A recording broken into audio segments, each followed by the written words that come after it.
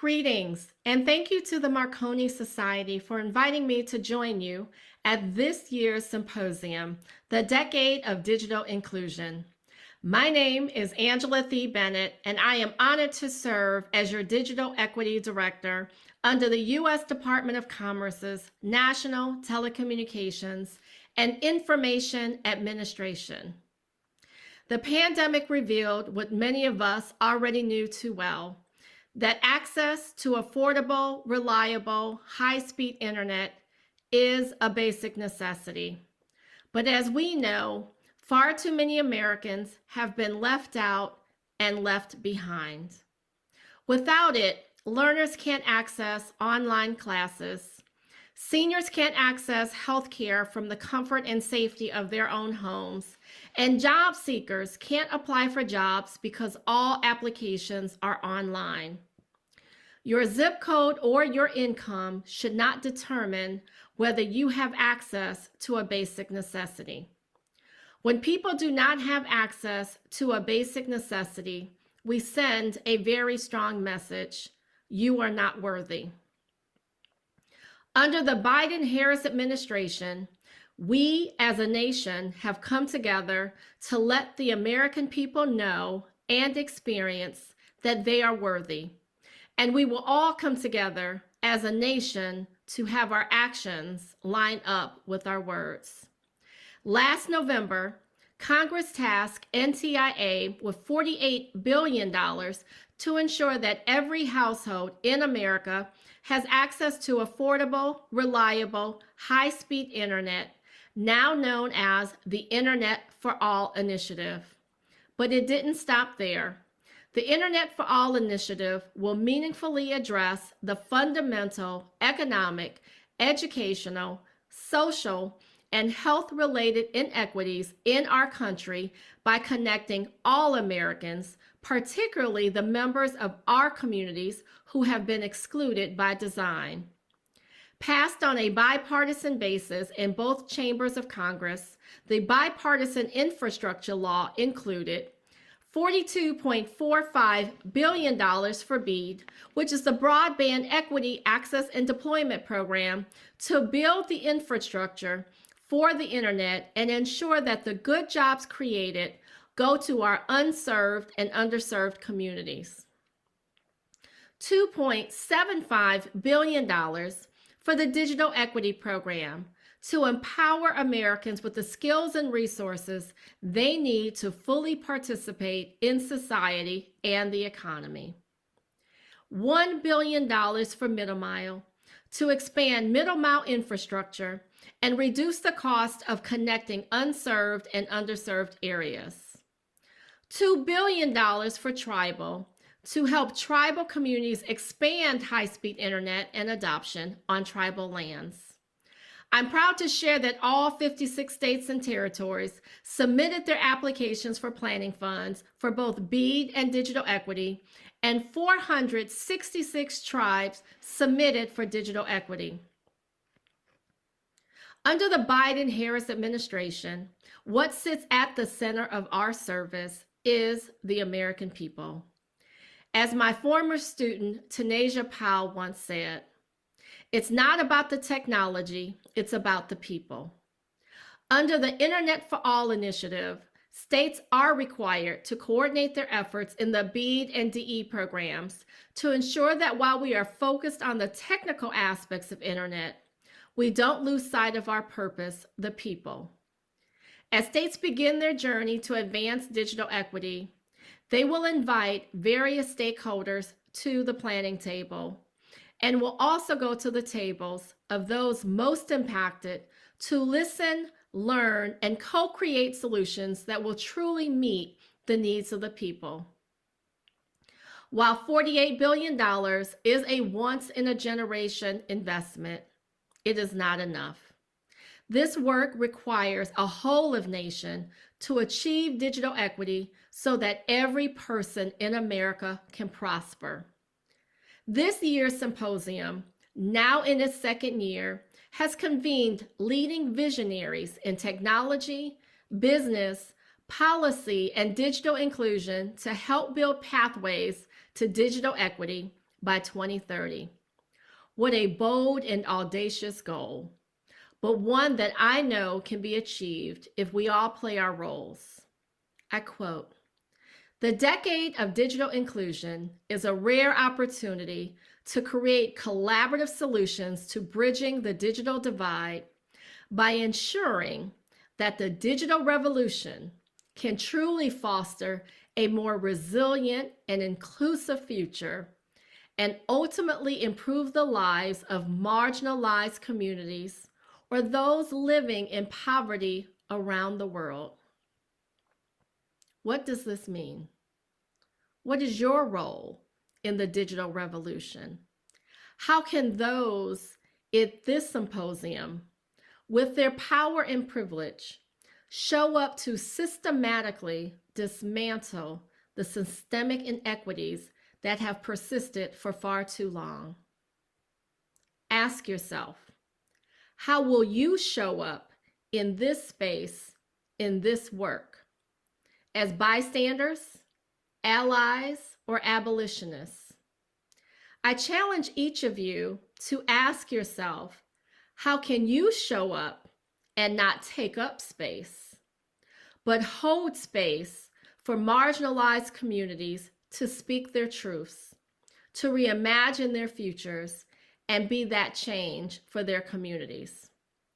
How can you leverage your power and your privilege to expand your tables, go to the tables of those who have been excluded, and bring those who have been excluded to other tables of privilege? How do you hold the line and protect vulnerable communities from those bad actors who capitalize on their trauma and lived experiences? Will you hold them accountable, or will you remain silent? And as you approach this work, I challenge you to question the possibilities. How can we ensure that our neighbors, friends, and loved ones with disabilities have access to affordable, reliable, high-speed internet and the digital skills needed to enhance community living, and engage in meaningful work and/or contracting opportunities so they can be self-sufficient and live in dignity, and so they too can experience that they are worthy? What about that family in Appalachia that is struggling to keep their family together?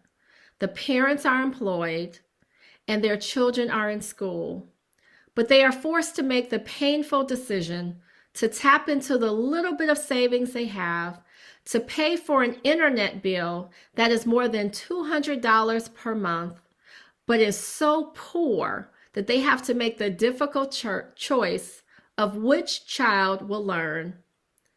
And yet, even at that high cost, they hit the data cap mid-month, so they have to sit in a vehicle in a church parking lot to access the internet.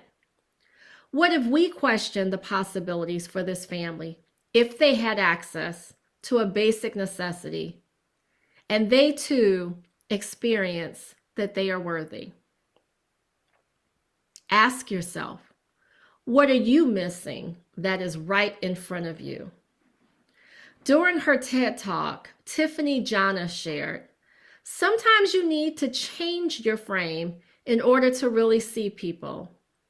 How do we unlearn our biases around justice-impacted individuals and reframe how we see them? What if we saw them as human beings that deserve to be treated with dignity? What if we were intentional in developing an ecosystem around our justice-impacted individuals, whereby every person returning to society had at a minimum basic digital literacy skills to function? What if we took it to the next level and our justice-impacted individuals received certifications that actually led to a good paying job, and they have that job secured prior to release? And our community service providers wrapped housing, healthcare, and other supportive services around them to help increase their chances for success. And they too experience that they are worthy. So in closing, I leave you with these parting thoughts. First, in the spirit of Angela Davis, you have to act as if it were possible to radically transform the world, and you have to do it all the time. Folks, make no mistake, this work will be messy and incredibly uncomfortable, but well worth it. Sue Borrego said, challenge yourself every day to unpack your privilege, to listen, hear, see, and act on stories that make you uncomfortable, and make space for a more just and humane world. Second, please extend each other grace, because even with the best of intentions, there will be failures, there will be mistakes made, but they will create opportunities for all of us to learn, grow, and become better. And finally, and most importantly, we must approach our work, our service to the people, with love, because with love, all things are possible. So I challenge you to question the possibilities and inspire hope into the lives of every person you touch. Thank you so much for allowing me to join you today. I am truly honored and excited about the work that we will all do together and for our journey into 2030, where we will share stories about the transformational impact that the digital revolution had on our communities, our states, and Americans everywhere. Thank you. Well, thank you so much, Angela. That's just the most amazing challenge that you posed before us. They're timely, they're important, and they're pragmatic. And I can't think of any better outcome of our sessions today and tomorrow than to look back 10 or 20 years from now and to see that we met the challenges that you posed and succeeded. This couldn't be a better outcome. So like many of you, I've been taking a lot of notes about today's discussions, and I just pulled a few of them. Wasn't able to summarize by any stretch all of the things that we talked about, but here are some of the things that really grabbed my attention. Meilin Fung suggested something quite interesting. She said, why don't we include the internet in the 2030 census? Well, that's an interesting idea. In addition to understanding the demographic makeup of the country, understanding the internet and its status in the country in 2030, and then subsequently census as well would be a really interesting idea. Here's another one. Trying to figure out, what does the consuming side of the internet look like? What's it like in your home or your office or your manufacturing plant? Not so much on the other side from the access provider's point of view, but what about from your point of view? How does that look? How do we measure that? How do we assess how well fitted the performance is to what your actual needs are? How do we introduce measurement technology in order to assess our readiness to consume the internet capacity that's available? What do you do about the messy Wi-Fi system that doesn't exactly have the right configuration? In fact, there was a lot of discussion about figuring out how to measure over the long term how well we're doing in terms of internet implementation. You might even imagine requiring that the providers of service and even the providers of applications do some measurement, which they then report on a regular basis, so we can assess how well we are providing internet-based services to the consuming public, to the private sector, to the government, and others. So what we're looking here is to track the long-term impacts of the investments that are made by the private sector and by the government and civil society. there was a repeated emphasis on looking at the side effects of implementing internet, and that's all of the other parts that go with it. So things like the economic impact, educational impact, government services through this system. Catherine DeWitt and Maylin Garcia, rather, and Karen Mossberger were all drawing our attention to the importance of looking in the longer term at how well we had done in implementing this technology and bringing it to the table so others could use it. One thing that also came to my mind as I listened to some of the conversation was whether we're preparing people for the risks as well as the benefits of being online. We should not discount the fact that being online today is a little different than it was 30 or 40 years ago. And there are risks involved, and we do need technologies and training in order to help people not only feel, but actually be safer in this online environment.